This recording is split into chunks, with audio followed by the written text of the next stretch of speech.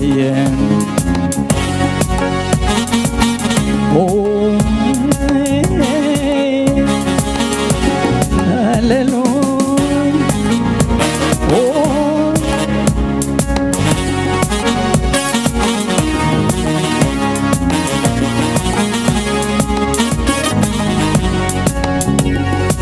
hallelujah.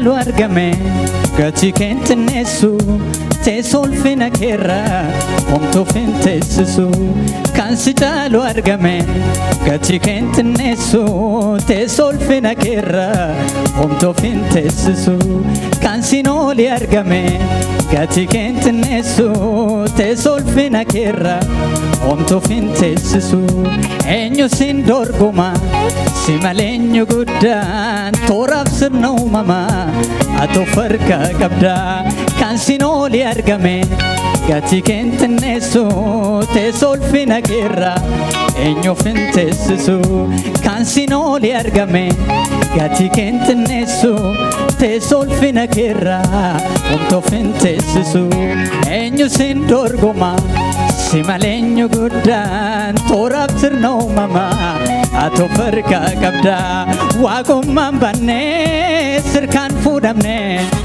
simbof kabaja gadbwana demne dumfatte gofta baruma unduma harasakike injiru esuma wagumman banne sirkan fudamne simbof kabaja gadbwana demne dumfatte kabda baruma unduma harasakike injiru esuma kansicha lo argame gati kent nesu te solfina kerra omto fentesu kansino li argame gati kent nesu te solfina kerra omto fentesu enyo sin dorgoma simalenyo guddan toraf sirno mama ato farka kabda kansino li argame gati kent nesu te solfina kerra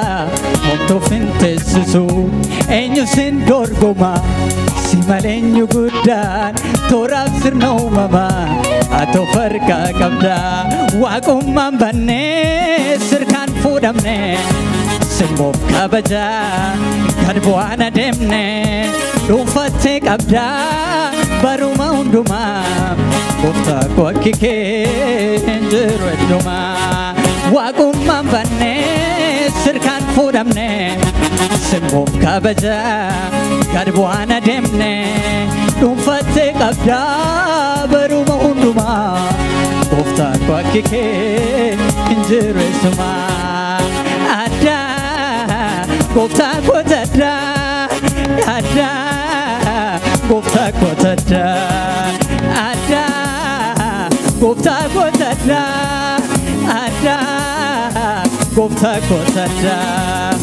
ada gofta kotada ada gofta kotada ada gofta kotada ada gofta kotada kansino li argame gati kent nesu te solfina kerra omto fentesu kansino li argame gati kent nesu te solfina kerra omto fentesu enyo sin dorgoma simalenyo guddan toraf sirno mama eyo farka kabda kansicha lo argame gati kent nesu te solfina kerra omto fentesu enyo sin dorgoma simalenyo guddan toraf sirno mama ato farka kabda wagumman banne sirkan fudamne simbof kabaja gadbwana demne dumfatte gofta baruma unduma arras gooftaa koo akka keenyumaa waaqummaan bannee sirkaan fuudhamne moof kabajaa gad bu'aan adeemne dhuunfattee gooftaa baruma hundumaa gooftaa koo akka kee hin jiru eessumaa addaa gooftaa koo addaa addaa gooftaa koo addaa addaa gooftaa koo addaa addaa gooftaa koo addaa addaa gooftaa koo addaa addaa gooftaa koo addaa addaa gooftaa koo addaa addaa arrasa addaa addaa gooftaa koo addaa addaa abbaa koo addaa addaa gooftaa koo addaa addaa arrasa addaa mootii waaqa lafaa ajajaa maca hundaa mootii waaqa lafaa ajajaa maca hundaa guddina ulfinaan koo fudhachuun sitaa mootii waaqa lafaa ajajaa maca hundaa mootii waaqa lafaa ajajaa maca hundaa guddinuu gooftaa kufeetiin sagadaa fakkaataan keen jiru ati shaadaayidha fakkaataan keen jiru ati shaadaayidha leenaaf ulfinna fudhachuun sitaa adda addaa gooftaa koo addaa addaa gooftaa koo addaa gooftaa koo addaa addaa gooftaa koo addaa galatoomii galatoomii galatoomii galatoomii galatoomii galatoo galatoo galatoo galatoomii galatoomii galatoomii galatan jajamakaake galatan jajamakaake galatan jajamakaake galatan jajamakaake galatan jajamakaake galatan jajamakaake galatan jajamakaake galatan jajamakaake galatan galatan galatan jajamakaake galatan jajamakaake hallelujah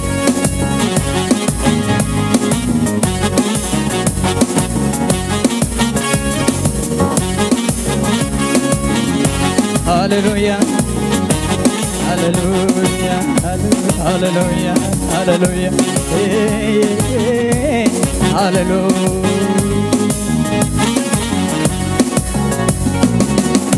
Kan si caalu argame gati kentinneessu teessoo ulfina keerra eenyuuf hin teessisu. Kan si nooli argame gati kentinneessu teessoo ulfina keerra eenyuuf hin teessisu. Eenyu sin dorgoma si malee eenyu guddaan tooraaf sirna uumame eeyyoo farkaa qabda. Eenyu sin dorgoma si malee eenyu guddaan tooraaf sirna uumama atoo farkaa qabda. Waaqummaan bannee sirkaan fuudhamne simboof kabajaa gad bu'aan adeemne dhuunfattee gooftaa baruma hundumaa obaa kee gooftaa jiru eeski keessumaa. Waaqummaan bannee sirkaan fuudhamne simboof kabajaa gad bu'aan adeemne dhuunfattee qabdaa baruma hundumaa gooftaa koo akka kee hin jiru eessumaa. Addaa gooftaa koo addaa addaa gooftaa koo addaa addaa gooftaa koo addaa addaa gooftaa koo addaa. Hallelujah! Yesus Kristos gooftaadha. Hallelujah!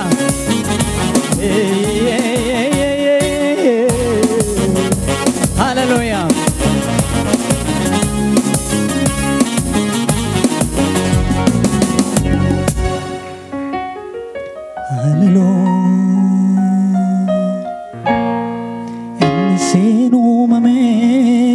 banti waaqa guddaa inni siin uumame ardiif samii guddaa erga qoratameettiin jedhame guddaa siin immoo maaltu ibsa gooftaa kan kee odaa inni siin uumame banti waaqa guddaa inni siin uumame ardiif samiin guddaa erga qoratameettiin jedhame guddaa siin immoo maaltu ibsa gooftaa kan kee odaa inni siin uumame banti waaqa guddaa inni siin uumame ardiif samiin guddaa ergattiin jedhame qoratame guddaa siin gooftaa maaltu ibsa gooftaa kan kee odaa hallelujah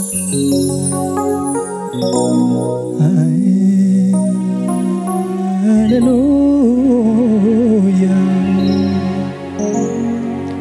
Kirubeel surafee ergamoonni suni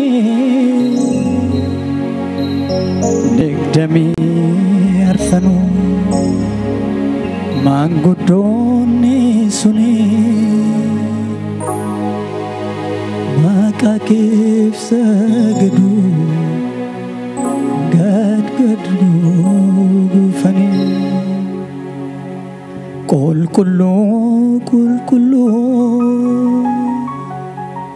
qulqulluu siin jedhu galanni kennamu gooftaa koo addaan citu ani si waaqessa gooftaa gara guutuu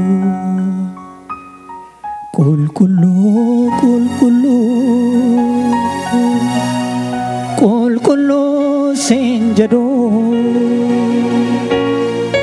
galanni kennamu gooftaa koo addaan citu ani siin waaqessa gooftaa gara guutuu waaqummaan bannee sirkaan fuudhamnee simbuuf kabajaa gad bu'aan adeemnee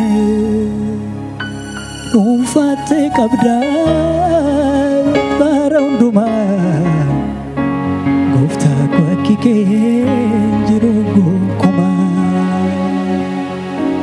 waaqummaan bannee sirkaan fuudhamnee simbuuf kabajaa gad bu'aan adeemnee dhuunfaattee qabdaa bara hundumaa gooftaa koo akki kee jiru gonkumaa hallelujah waaqummaan bannee sirkaan fuudhamnee simbuuf kabajaa gad bu'aan adeemnee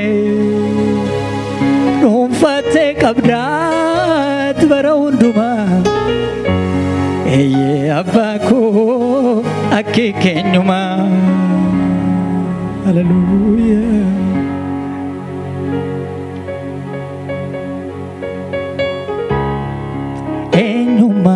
eenyummaa qoratamne eenyummaa bira gaamne eenyummaa safaramne eenyummaa tilmaamamne eenyummaa qoratamne eenyummaa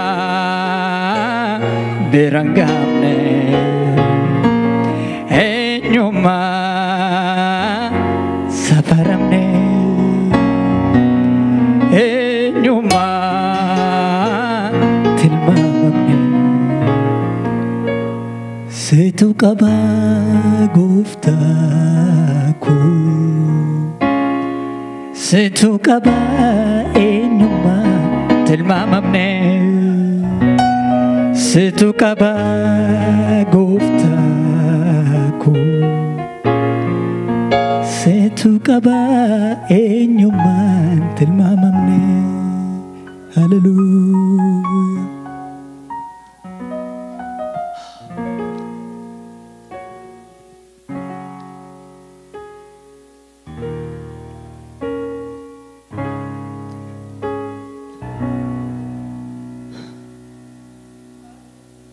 Beektonna addunyaa kana beekumsaan dubbatanii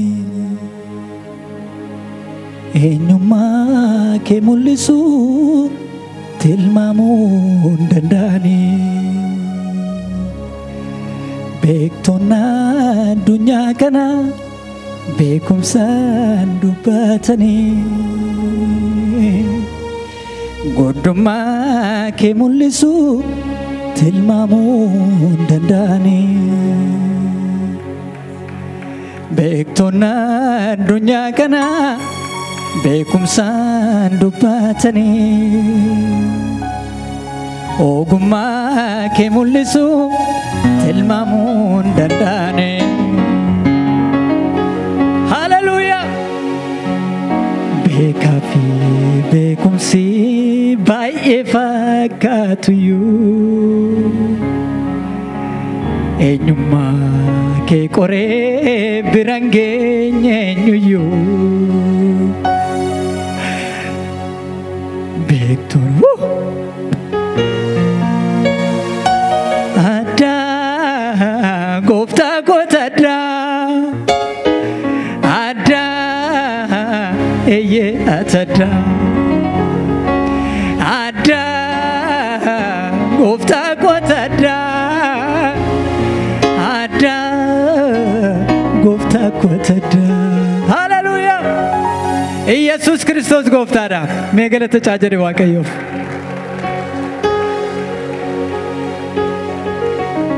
Noora Waaqayyoos.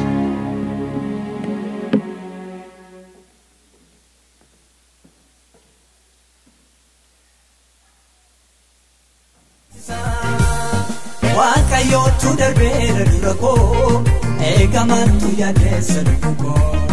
Waaqayyootu darbeera dura koo eegamantu yaaddeessa lubbuu koo. Waaqayyootu darbeera dura koo eegamantu yaaddeessa lubbuu koo.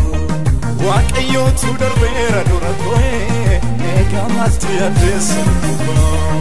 Waaqayyootu naaf ta'ee jira, Waaqayyootu naaf ta'ee jira, gacha naaf ta'uu koo.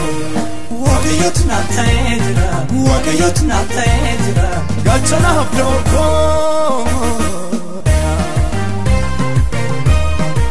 Hallelujah. Joosii ayyaanni waldaa kana keessatti qixxee beekamuu qabutti akka inni beekamu baay'een barbaada.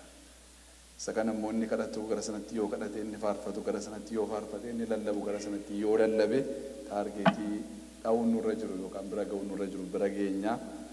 Torban darbe kana ayyaanatti deebi'ee maannaa ayyaanan isin erguu jalqabeera. Mul'ata barsiisaa waan hin jiruufi firdii duwwaa akkasiin ilaalle ayyaanas ilaalaa baalaansii godha akka deemnu jedheeni kana godhe. Kanaaf maannaa keessan hin irraanfatinaa dira ayyaanarran tura waan ta'eef karaa maannaadha. Maannaa keessan yeroon isin ergenni tokko baay'ee natti tole anis reefuma bareessa si'a 100 qalallabee si'a 100 kutaa sana dubbise. Luboonni yeroo aarsaa dhiyeessanii hoolaa namni fidatee dhufu hoolaa qaluuf jedhan sanatu mudaa akka hin qabne ilaalu. Kan qoratamu namicha aarsaa fidetu hin taane hoolaa aarsaa dhiyaatu sanatu qoratama. Isinii galeera? Namni qoratamu namicha aarsaa dhiyeessuu dhufetu hin taane hoolaa aarsaan dhiyeeffamuutu irra jirutu qoratama. Mudaa qabaachuunsaa ilaalamee yoo mudaa hin qabne duwwaa dhiyaata. Hoolaan sun by the way gabaamaa bittu miti yookaan manatti dhalatteema guddatteedhuma fiddanii qabdanii fiddanii dhuftu miti. Hoolaan sun iyyuu iddoo addaatti kan isaan guddatan. Ijoollummaa isaanii jalqabanii kanaaf yaadamanii jechuudha kan isaan guddatan. Isaan iyyuu dhumarratti yeroo aarsaadhaaf qophaa'an lubi dhandha ishee hundumaa secca'ee barataniiru akkatti hoolota sana ilaalanii mudaa kan hin qabne yoo ta'e duwwaa godhu. Maaliif yoo jettanii qulqullummaa hoolaa sanaatu namicha isa aarsaa fiduu lakkaa'ameetu cubbuun namichaa ammoo hoolaa sanarra kaa'ama waan ta'eef. Kanaafi nuyi yeroo of qorru yeroo hundumaa mudaa koo meeqa of keessatti agartu. Hammam jiraadheeraan wangeela yoo jettan. Isinii galee yerootti ejjitan yaadattan yoo ta'e, yerootti hattan yaadattan yoo ta'e, yerootti nama rabsitan yaadattan yoo ta'e, kan hundumaa wantoota gurguddaa nuyi jennu hin yaadattan yoo ta'e iyyuu yoo of ilaaltan yaada keessanii mudaa baay'ee jireenya keessan keessatti agartu. Kanaaf Waaqayyo maal godhe akka sila obboleessi keenya tafaan jedhe akka nuyi of hin ilaalletti yookaan tokkoon keenya qabee nu ilaalatu hin taane hoolaa keenya ilaala. Haaleluyyaa. Ta'u dinqiidha kun. Yesuusin gangalchee gaafa laalu immoo maarra hin jiru.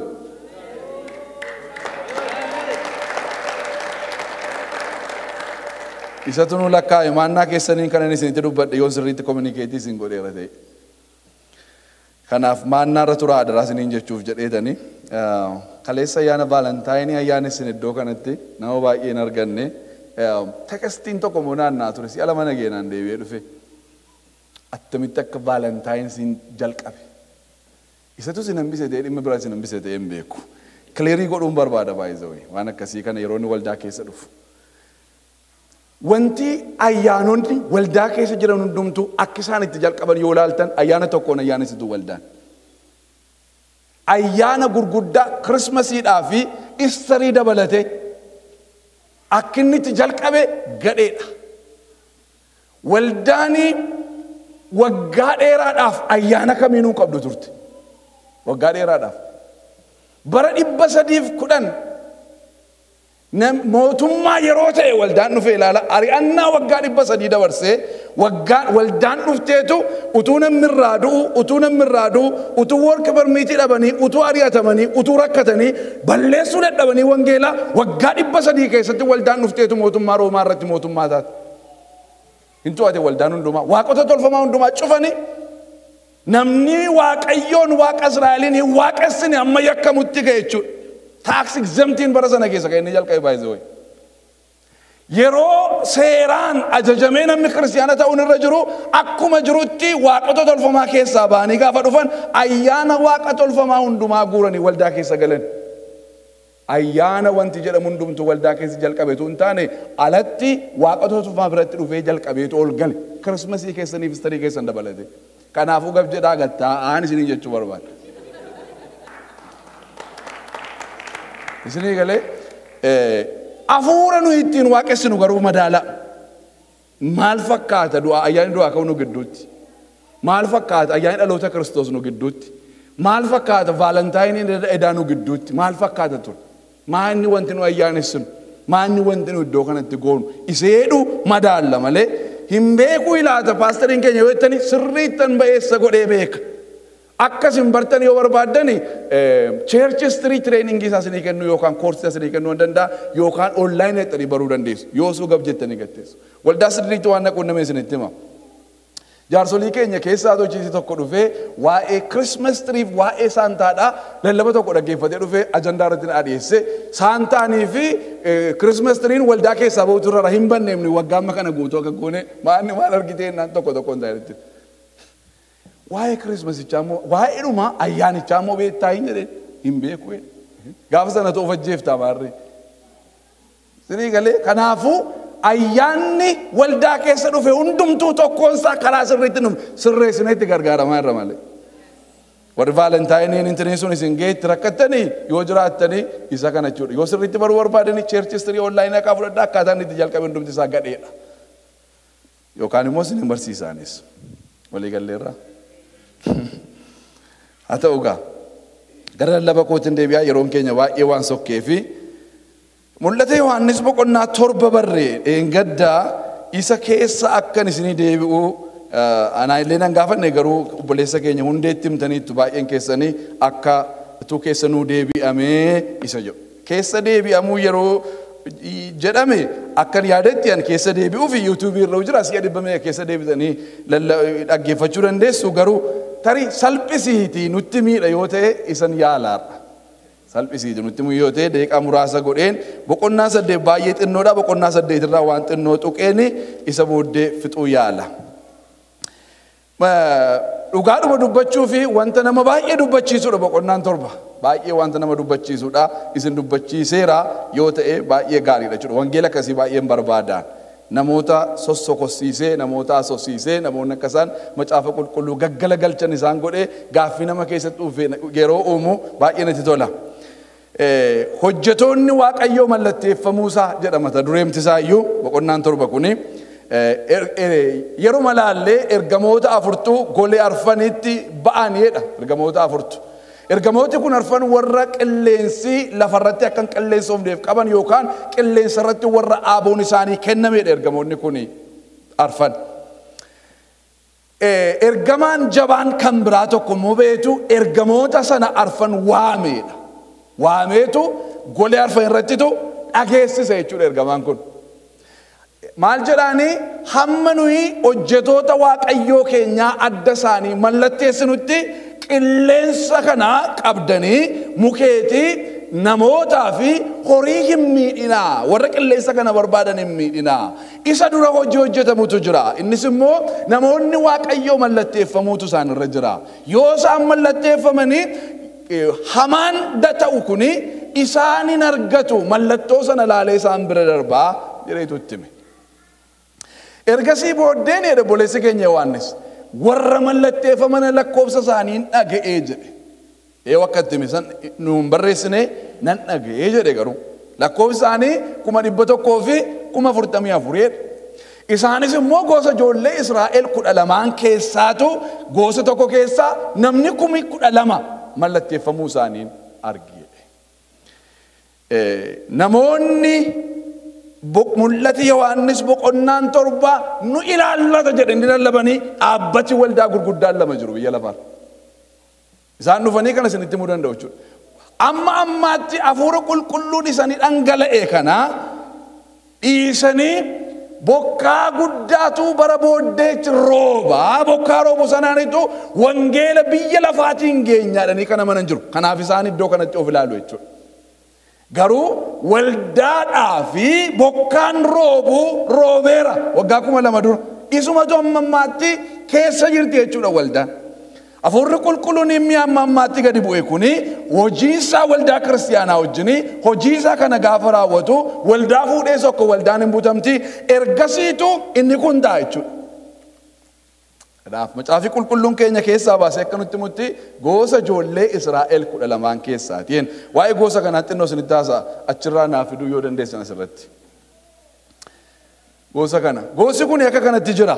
Yaaqoobiin dura namoota jiran beektu Abrahaamtu jira. Abrahaamtu kakuu kana fuudhee Abrahaami duraan dursa Isiyaaqiin kan inni dhalche Ismaa'eeliin kan inni dhalche Ismaa'eeli ilma kakuu sanaa miti jedhe Waaqayyo ilma kakuu sanaa miti jedhe itti aanee Isiyaaqtu dhalate Isiyaaqi kakuun suni erga Saaraan duutees fuudhee ijoollee 6 godhateera Ismaa'eel tureera Isiyaaq gidduu jira itti aansee immoo ijoolleen 6 jiru kakuun sun garuu kan Isiyaaqi ture Isiyaaqitti darbe jechuudha. Isiyaaq ijoollee 2 godhate ijoollee 2 isaa keessaa ijoollee 2 Yaaqoobiif Esaawudha.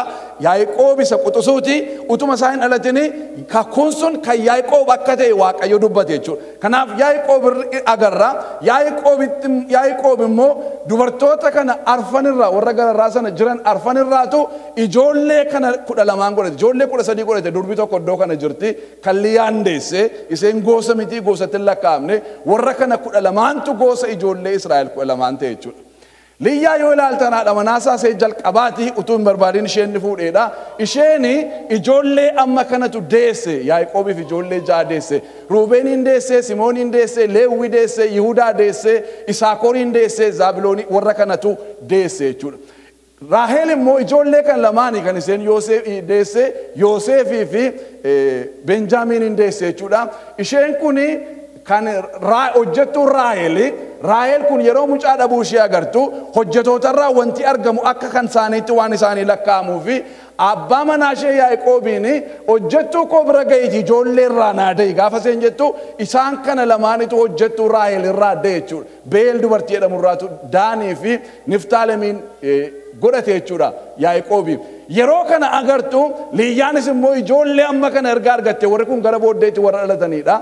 Ijoolleen kun lamaanitu ittiin dabalamanii isheen immoo hojjettuu ishee laatteefiitu hojjettuu ishee irraa immoo Gaadiif Asheeriin argate jechuudha. Kanaaf walumaa galatti Yaaqoobi ijoollee 12 kanatu argate dubartoota sana arfan irraa. Mul'ata Yohaannis boqonnaa 49 irraa yeroo darbe akkuma isinitti hime ilmi inni hangafaa Ruubeen kuni dachaa eebbifamuu turre ture macaafa qulqulluurra hangafa waan ta'eef hangafi eebba dachaadha kan inni qabu. Sababiin isaa abbaan yoo du'e mana kan bulchu ijoollee xixinnoo jiraatan kan guddisu hangafa jedhamee waan yaadamuu fi hangafi yeroo hundumaa inni kun yaadamee itti gaafatamummaa abbaatti darbuuf waan jiruuf eebba dachaadha kan inni argatu. Garuu Ruubeen kuni hojjettuu Liyyaa bira dhaqee dubartii Yaaqoob ijoollee 2 irraa godhate. Ijoollee 2 irraa godhate wajjiniin ciisuu isaa irraa kan ka'e afata abbaa isaatii xureesseera jedhameetu hangafummaan isaa irraa fuudhame jechuudha. Eesawuu hangafummaa isaa ittoo Misiraatti akka gurgure inni kun immoo ejjaanitu hangafummaan isaa suni irraa fuudhame. Iddoon kuni yeroo dheeraadhaaf banaa ta'e yeroo jiraatu Yoosefin Gibxiitti argee Yaaqoob duudhaaf yeroo jedhu ijoollee koo eebbisi jedhee Yoosef gara isaa yeroo fidu ijoollee 2 qaba ture Minaaseedhaa fi Efreemin qaba ture ijoollee isaa yeroo itti fidu ijoollee isaa kana Yaaqoob yeroo eebbisu ijoolleen kee kun lamaan ijoollee koo ta'anii lakkaa'amanii isumayyuu akka Ruubeenii fi akka Simi'oona ta'anii warra hangafaa lamaana ta'anii. Ati garuu ijoollee kana lamaan booddee warra godhattu kan kee ta'anii siif lakkaa'amanii. Dhaala keessi ijoollee kana lamaan booddee warra godhattuuf kenni malee ijoolleen kun dhaala koo fudhatu ijoollee kooti isaan jedhu. Kana jechuun maal jechuudha?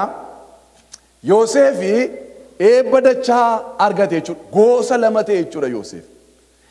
Leewwiini kan kooti Waaqayyo jedhee waan fudhateef yeroo darbe akkuma isinitti agarsiise iddoo buufataa yeroo ijaarratanii mana qulqullummaa sanatti naanna'anii yeroo ijaarratanii Leewwiin kan inni jiru kellaa mana qulqullummaa keessa lixee waan jiruuf Israa'eloota wajjin dhaala sin hirmanne Israa'eloota wajjin iddoo taa'umsaa sin qabu jechuudha. Kanaaf Leewwiin kanaaf gaafa waan keessaa ba'eef ijoollee kan lamaan yoo itti dabaltan hundumi isaanii 13 kan isaan ta'an.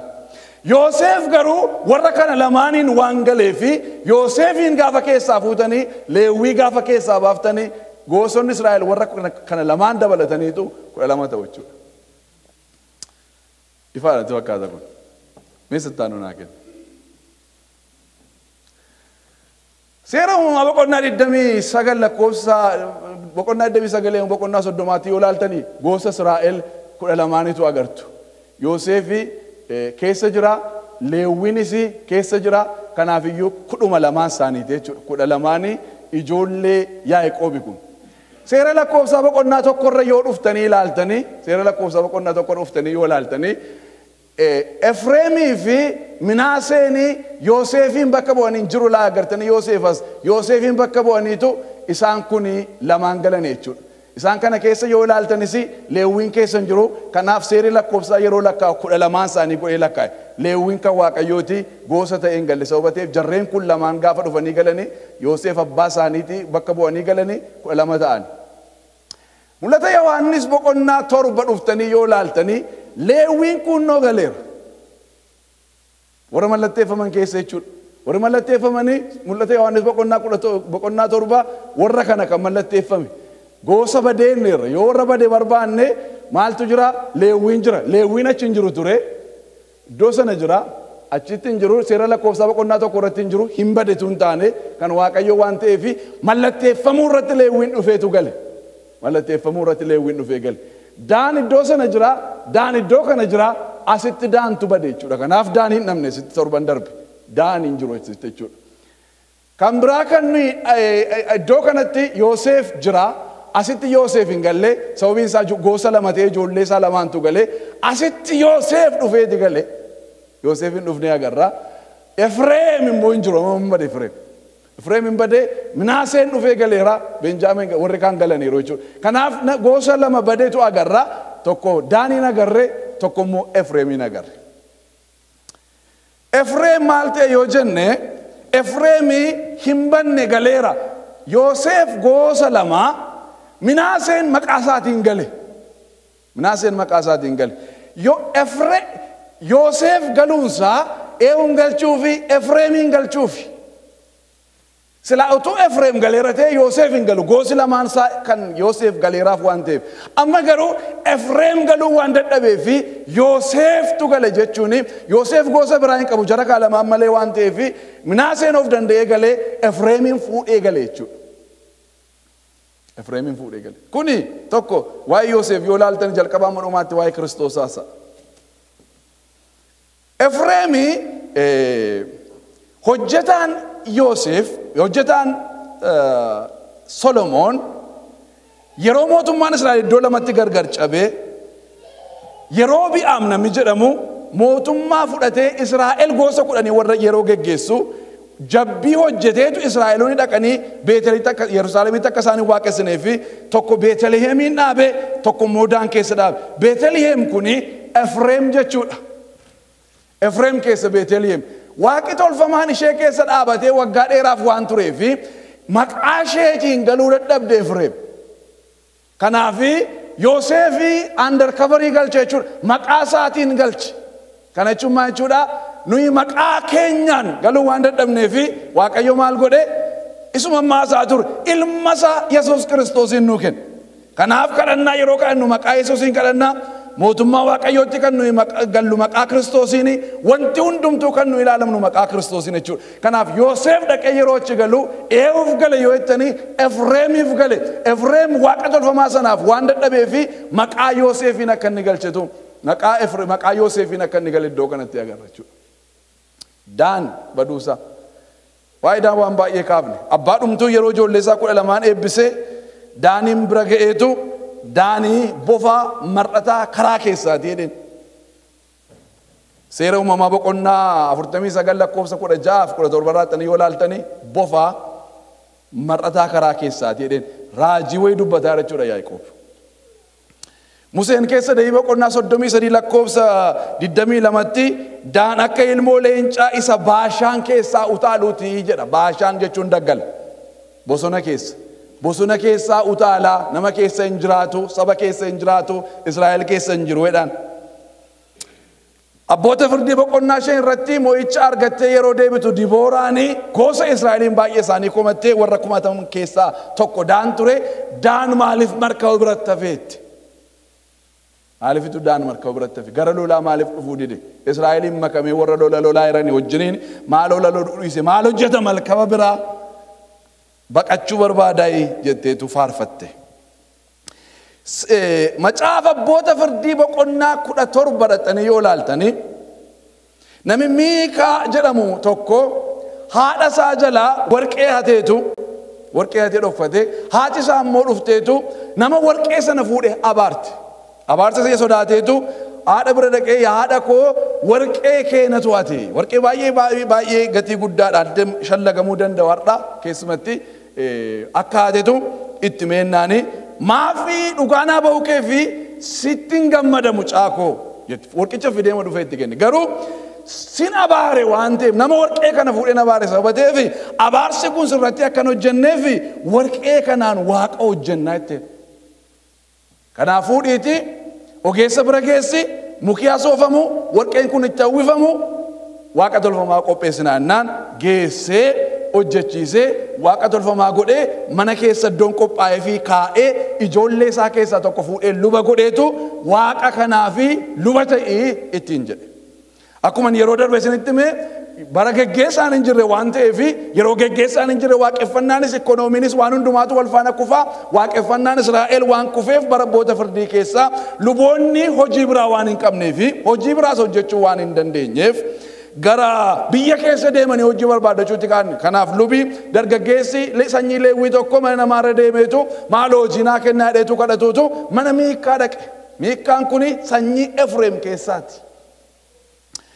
Maanni ennaani an sanyii lubaati Leewwiidhaani hojiin dhabee waan nyaadhu dhabee hojiin barbaadaa irraan kottumaarree silayyuu ergan sanyii lubaa argadhe immoo gaariidha mucaa koon luba godhee waaqa tolfama mana hojjedheera waan ta'eef lubaa fi abbaa nuu ta'e ani immoo uffata kee biddeen kee siin kennaa waggaatti immoo diriimii 10 siin kennaattiin jedhee walii galanii gammadee hojii jalqabe.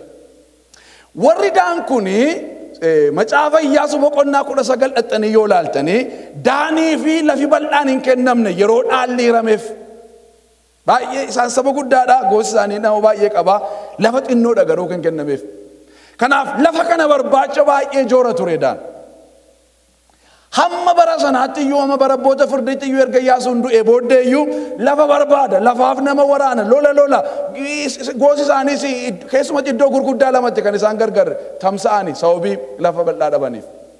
Yeroo sana namoota 5 akka basaastuutti erganiitu landhee lollee lafa fudhannaati lafa nuu barbaadaa jedhaniitu daan nama 5 ergee namni 5 kun utuu deemu mana dhufee mana Miikaatti gorani. Mana Miikaa gaafa lixanii achitti keessummaanii gaafa jedhanii luba argan maannate nana sanyii lubaati kunoo dhufeetan hojii barbaaduu asitti hojii lubummaa argadheen hojjechaa jira ennaani mee Waaqayyoon nu gaafadhu kaa milkoofnaan naan dhaqaa siniin jedha Waaqayyoo moo'ichaan deebitu siniin jedhan dhaqanii addeebi'anii goosatti manii goosa kaasanii goosi nama 500 ergee lolaaf yeroo adeemanii amma dhaqanii eessa qubatu mana Miikaadhaa qubatu. Lubicha gawwaamanii taasaa warri kaan immoo ol lixaniitu waaqa tolfamaa Miikaadhaa hataniitu sokkanii lolatti loluudhaaf.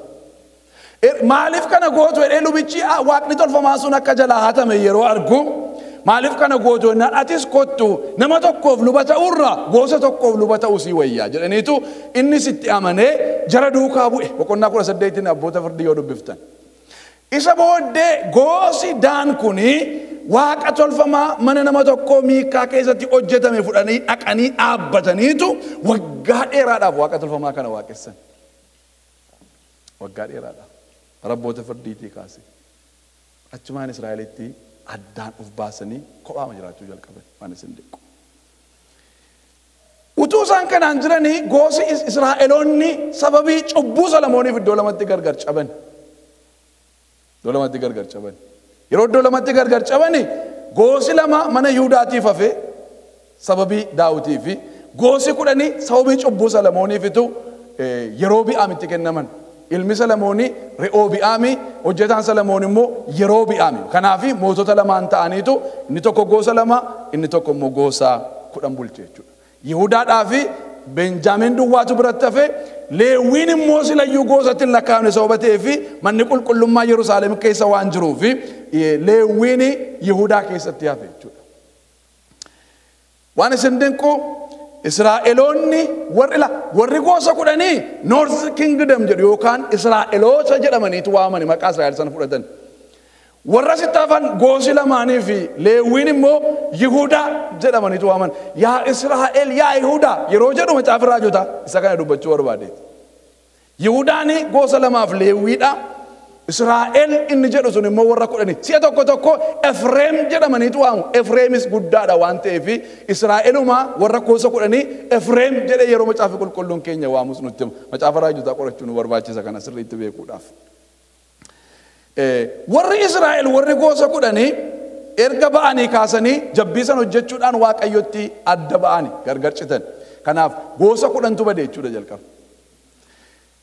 Isaan kun waan isin dinqu gara mootota 19tu irratti mo'e. Israa'el warri gosa 10 dhaabatanii hamma warra Sooriyaatiin booji'amanitti gara nama 19tu irratti mootii ta'e waggaa 248 fi ji'a 7 duwwaa akka biyyaatti jiraatan yookaan akka sabaatti gosi 10 sun waggaa 248 fi ji'a 7 duwwaa. Isa booddee warra Asoortu dhufee booji'e yeroo booji'aman Israa'eloonni warri Northern Kingdom suni akka isaan boojuudhaa deebi'anii galan kakuu hin galle Waaqayyo. Kanaaf deebi'anii hin galle jechuudha. Israa'eloonni immoo Yihudaan immoo warri gosa lamaaf Leewwii jechuudha. Yihudaan immoo gara mootota 20tu Salamooniin booddee ilma Salamoonii kaase jechuudha. Saa'oliin, Daawitiin, Salamooniin utuu hin dabalatin. Isaan gara nama 20tu irratti mootii ta'e gara waggaa 393 fi ji'a ja'a erga jiraatanii booddee Baabilooniin booji'aman. Yeroo Baabilooniin booji'amanii waggaa 70 booddee deebi'anii akka galan Waaqayyo kakuu galeef ee'uudhaaf Yihudaadhaaf. Si'a tokko yeroo lallabnu Israa'eluma jennee waan lallabnuufi isinii galee meesii goona waansa. Israa'el warra gosa 10tiif deebi'anii akka galanitti hin dubban. Israa'el dura booji'ame warra Sooriyaatiin booji'amanii isaan booji'amanii waggaa 145 booddeedha Yihudaan kan isheen booji'amte. Kan Baabilooniin booji'ame Yihudaadha. Yeroo Baabilooniin booji'amanii deebi'anii galuu isaanii Waaqayyo kakuu galeef waan ta'een isinitti hima. Gosi 10 sun attamitti deebi'anii akka isaan deebi'an. Yeroo Bi'aam waaqota tolfamaa lama tokko Daaniin dhaabee tokko Beeteliin yeroo dhaabu namoonni gosa 10 sana keessaa waaqa tolfamaa waaqessuu jibbanii maal godhanii gara Yihudaatti achi deebi'an. Kanaaf namooti muraasi gosa 10 keessaa deebi'aniiru. Lammaffaa Israa'eloon Yihudaadhumtu erga booji'ame booddee waggaa 70tti yeroo deebi'anii yeroo Yihudaan deebi'u Israa'eloonni warri gosa 12 kanaan dura warra Asooritti booji'amanii turanis muraasi isaanii dhufaniitu warra boojuudhaa deebi'e kanaa wajjiniin deebi'anii galaniiru. Kanaaf deebi'eetu Israa'elii warri gosa 10 suni mootummaan sun lammata deebi'een argamne waan ta'eef dhufanii matu gosa Yihudaatti dabalamaniitu gosi 12 sun jiraatan jechuudha. Deebi'anii bara 70 keessa yeroo deebi'anii xaragamanii biyyicha keessa balleeffamanii bara 1949 keessa waggaa meeqa booddee dura jechuudha dhiyeenyuma kana yeroo deebi'anii galan ammas utuu waliin qoodinitu mootiidhuma tokkoof geggeessaa tokko jechuudha makan isaan qabaatan. Egaa kanaafitu itti deebi'anii warri gosa 10 itti deebi'an. Daan garuu sababa inni badeef sababa kanaaf jechuudha. Waan isin dinqu yeroo Bi'aam waaqa tolfamaa inni kaa'e kun yeroo dheeraadha kan inni ture. Namni Ye'uu jedhamu yeroo dhufuyyuu waaqa tolfamaa baay'ee isaa diigeetu Daaniin ga'ee garuu jabbii Daan jiruuf hin sagadeenniyyuu. Warri Daan kun waan isheen qabdu hin beeknu. Goota gurguddaa namoota jajjaboo akka Ye'uufa humtuu dura dhaabatee ittiin mormuu kan hin dandeenye Israa'el keessaa mana Ahaabiin xaraganii warra Eliyaasiin rakkisaa turan hundumaa warra nama xaragee balleessetu mana Israa'elii qulleessetu Daan ga'ee garuu jabbiidhaaf sagade. Daanii kanaafitu warra 144 keessa hin jiru. Warri 144 kuni warra wangeela bara dhiphinaa sana keessa lallabanidha. Afuura qulqulluun isaanirra taa'ee biyya lafaa guutummaatti lallaba jechuudha. Lakkoofsa galii kaatanii yeroo laaltan immoo lallaba isaanii sanarraa kan ka'e namoota tuuta soonaan baay'ee eenyuyyuu lakkaa'uu hin dandeenye akka isaan lallaba isaaniitiin gara mootummaa Waaqayyootti dhufan agarra jechuudha. Bara dhiphinaa sana keessa iddoo waldaan hin jirretti. Wangeela Maatiyos boqonnaa 24 irraa hamma wangeelli mootummaa kun biyya lafaa guutummaatti lallabamutti dhufaatiin hin ta'u inni jedhu kuni kan inni fulfiil godhu lallaba jira kanaatiif. Wangeelli afaan baay'eetti hiikameera. Wangeelli miidiyaa garaagaraatiin lallabameera. Ammayyuu garuu namaaf sanyiidhaaf afaan dubbatamu hundumaa bira hin gahin jira wangeelli. Yeroo kanatti yoo butamte waldaanii dhufaatiin saaganaadha ammayyuu butamuu waldaa booddee waggaa 7 jira sababa ta'eef waggoottan 7 sana keessa warra 144 kanatu humna guddaadhaan guutamaniitu biyya lafaa guutummaa irratti hamma namni tokko tun dhaga'in hin hafnetti jechuudha. Yoo hin barbaanne malee wangeela lallabu isaan. Daan garuu Isqeel boqonnaa 48 lakkoofsa 1 yoo dubbifnu Daan waggaa 1,000 isa Kiristoos dhufee lafarratti moo keessa akka jiru immoo agarra. Attamitti achi galee Daan yoo jettani akkuma namni kan biraan sanyii keessaa afaan keessaa qomoo keessaa nama hundumaa keessaa namni fayyasa hubatee fi daanis akkuma nama kan biraatti tu fayye malee Israa'el warra mallatteeffaman sana keessa akka hin jirre isinii tuquun yaale jechuudha. Warra 144 kana waan isaaniin jedhame lakkoofsa 13 kaastanii yoo laaltanii isaanii ho'i aduu akka isaanii miinee nutti dubbata. Mul'ata Yohaannis boqonnaa 22 irratti isin geessuu yaale. Mul'ata Yohaannis boqonnaa 22 Yerusaalem ishee haaraa waaqarraa gadi buutuudha. Iddoon bara baraan jiraannuudha inni. Achi keessa immoo aduun hin jiru. Achi keessa maaltu jira? Fuula hoolichaatu ibsa. Ifni aduudha iddoo sana hin jiru. Bantiin waaqaanni moofaanii fi laftinni moofaanii sokku. Aduuniif jiini kun wal guurteetu sokkiti. Lammata deebi'ee iddoon isaanii hin argamu. Yeroo sanaa biyyattii ishee haaraa waaqarraa gadi buutu Yerusaalem keessatti kan ibsu humna ibsaa biraa urjoota bantii waaqarra jiran humna halkan ibsuuf guyyaa ibsatu hin taane fuula Kiristoos ibsa jechuudha. Jara kanaan garuu maaltu jedhameeni aduunii isin hin miidhue. Maal jechuudha? Aduun jira moo hin jiru?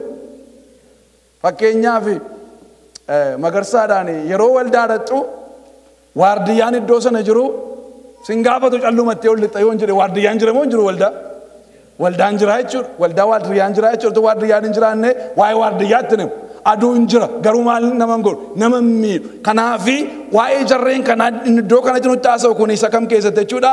Isa Kiristoos dhufee waggaa 1000 mo'u keessatti. Lammaffaa wanti isaaniin jedhame mana qulqullummaa keessatti halkaniif guyyaa isaaf hojjetu. Tokkoffaa mul'ata Yohaannis boqonnaa 22 manni qulqullummaa hin jiru enneerra. Manni qulqullummaa gaafachi keenyu bal'inaa ilaala. Manni qulqullummaa ofuma isaati. Isuma ture. Amma garuu isa kana keessa manni qulqullummaa jira. Kanaaf manni qulqullummaa jiraannaani isa kam jechuudha kuni isa Kiristoos dhufee teessoo Baabilee isaa Daawit irra taa'u sanni waggaa 1000 irratti mo'uudha jechuudha. Halkaniif guyyaa mul'ata Yohaannis boqonnaa 22 keessa halkan hin jiru jedha. Kanaafis immoo kellaan balbalichaa hin cufamu jedha. Halkaniif guyyaa maaliif halkaniif guyyaan hin jiru? Aduutu hin jiru. Aduun maan hojiinsi halkaniif guyyaa wal jijjiirsisuudha. Bara lakkoofsisuudha. Sababii nu hin dulloomneef, sababii Waaqayyo hin dulloomneef inni tokko aduu gararraa jiraata. Bara irratti hin lakkaa'amu jechuudha. Nus bara bara keessa gaafa dhannu aduun hin jirtu. Isa kana keessa garuu halkaniif guyyaa isaaf hojjetu yeroo jedhu waa'ee isa waggaa 1000 sana haasaa jechuudha. Akka waliin hin manneef jedhe. Keessumatti lallabuunni akka waliin hin manneef jedheetani. Imimmaan hundumtuu ija isaaniitti naqamaadha. Imimmaan hundumtuu kan hin naqamu yeroo sanaa fi ammas deebinee bara bara keessa yeroo gallu boo'icha wanti jedhamu hin jiru. Imimmaan hundumaatti si'a tokkicha walitti qabameetu haqama jechuudha. Har'a garuu imimmaan hundumaa haqamuu hin danda'u har'a. Yoo isarraa nu haqame borimmoo wanti nu boosisu jira.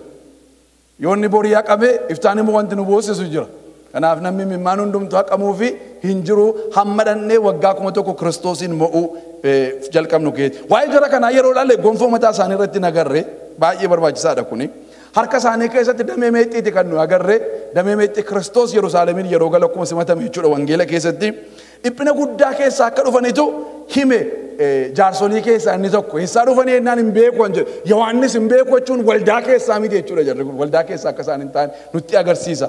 Isaan keessaa miti jechuudha Yohaannis.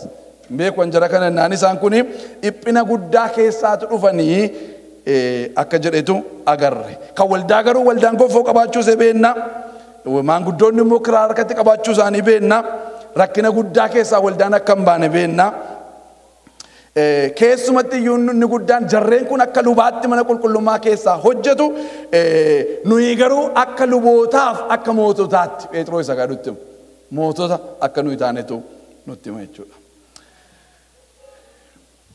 Saganatu agarre mul'ata Yohaannis boqonnaa 8 akkasiin dubbifteef daqiiqaa 5 gidduutti informationii xiqqoo isinii kennuu barbaada. Mul'ata Yohaannis boqonnaa 8 malakanni torban suni banamuu isaaniiti kan inni agarsiisu. Malakati si'a 112 macaafa qulqulluu keenya keessatti barreeffame. Malakati waarniingii Waaqayyooti akeekkachiisa kenna malakataan. Isqeel boqonnaan 33 lakkoofsi 1-4 kan inni nutti himu. Yeroo isin yakkitanii geggeessaan kaasaa geggeessaan malakata fuufa namni malakata isaa dhagee yoo deebi'uudhaa baate billaan ergaa akeekkachiisa jechuudha malakati. Iyyuu boqonnaa lama lakkoofsa tokko akka dubbatutti immoo malakatatu afuufama ergasii immoo dhufaatiin isaa immoo hin mul'ata yeroo dhufaatii gooftaati. Bara dhumaa irrattis wangeellis kan nutti himu malakanni afuufama malakata isa jalqabaa malakata isa lammaffaa hidhee kaa'ee jira ergasii booddee malakata isa jalqabaatiin warra du'anii fi warra jirantu walitti qabama malakata isa lammaffaatiin immoo isatu mul'ata akka kanattiinitu achi kaa'ee jira dhufaatii isaatii wajjin. Inni sadaffaa malakati eekkamsa waaqayyooti. Bobaaneen malakata nu afuufas gidduu yeroo jira malakati keessa hin ni afuufame.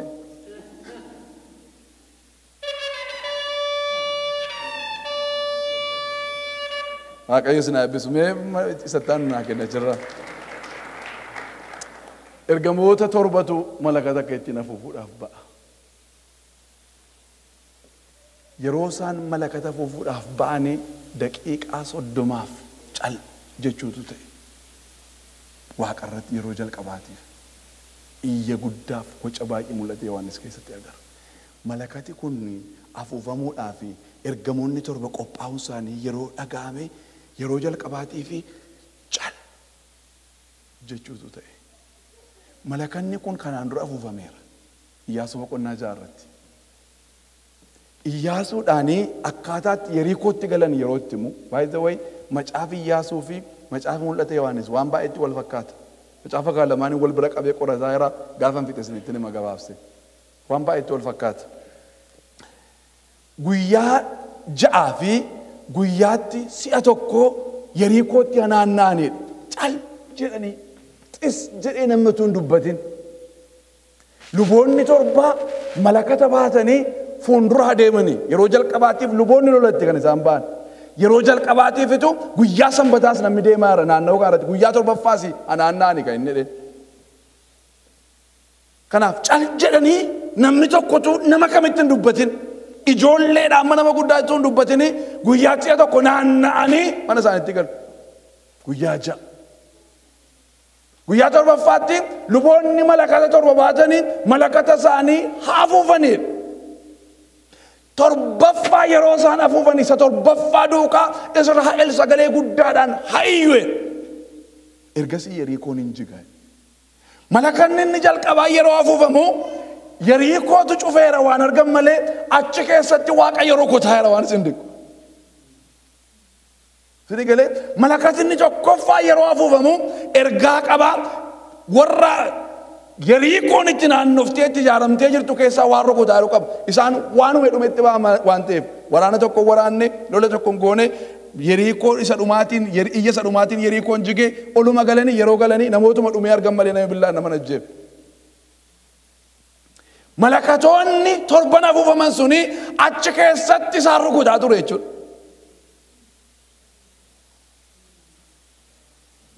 Malakanni kunis ammas yeroo afuufamu akka kan torban saayyuu. Kanaaf isa kan akkasiin ilaaltanii dhuftanii isin nafeera. Baay'ee waan an hiiku baay'een qabu malakata kan afuufamuu isaa irratti akkuma inni jirutti dubbisnee darbuudha. Torbanarraa hin kadhanna Waaqayyoon.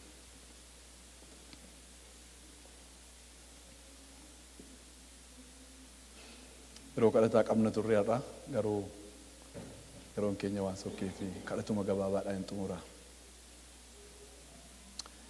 Dubbii keessa ulfina qabeessaa jireenya of keessaa qabu karaa namatti agarsiisu bifa keetti nama hojjetu sanaaf kanaaf galanni bara baraan maqaa keetiif haa ta'u. Anis garboonni kee akka dubbii keetti akka jiraannuuf dubbii keetiin akka oollu akka baraaramnu akka of kalluuf maqaa Kiristoosiin nu gargaari. Ayyaana keessa humna guddaadhaan ganama ammammaatti nu duukaa ture nu tajaajileef waaqa irratti lafa irratti Waaqayyoo galanni siif haa ta'u.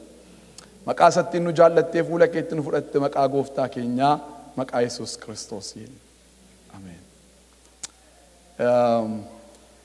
Beeksisa gabaabsee waan dubbadhaa keessummaa qabnaa yeroo jalqabaatiif namoonni nu wajjin waaqessuuf dhuftan jirtu. Keessummaa simanna yeroo jalqabaaf namni nu wajjiniin waaqessuuf dhufe jira. Eshi.